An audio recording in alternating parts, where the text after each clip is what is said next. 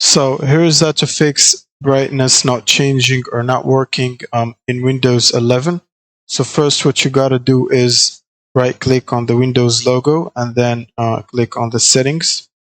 And in here you want to search for power mode and then click on the power action settings. And in here you want to click on power mode and make sure it's set for best performance or high performance.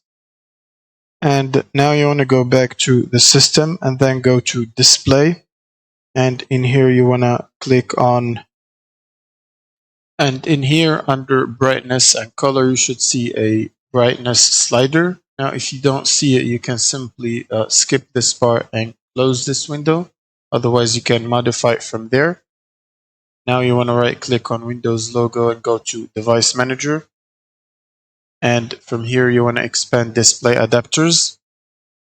And click on your GPU, right click and update. And in here, you want to click on Search automatically for drivers. And this will search and download any available drivers. You can also search for updated drivers on Windows Update. And in here, you want to update any, or you want to download and install any pending updates. You can also click on Advanced Options and Optional Updates. And you want to check any updates related to GPU in here. And then click on Download and Install. Now, once you install the updates, you will need to reboot your PC. Then you can close out of this.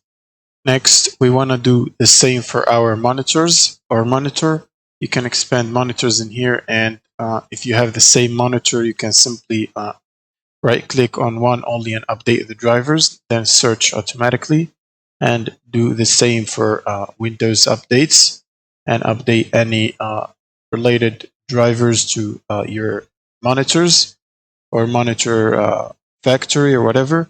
Then you can close this and then you can simply close the device manager. Next, what we can do is right click on the Windows logo and then run the terminal as admin or CMD. You can also search for CMD and right click and run it as admin, which is pretty much the same. And in here, we want to run this command, which is sfc /scan now and press enter. And then wait for it to scan the system and potentially repair any corrupted files. Now, once this process is complete, you can simply close the CMD and then open the Windows menu and search for your GPU application or such as NVIDIA app in here for NVIDIA GPUs, and then go to drivers. And in here, you want to make sure you have the latest update installed. So for example, here GeForce Game Ready driver. Now once you download and install the latest update, you will simply need to reboot your PC and that should solve the problem. Thank you guys for watching and subscribe.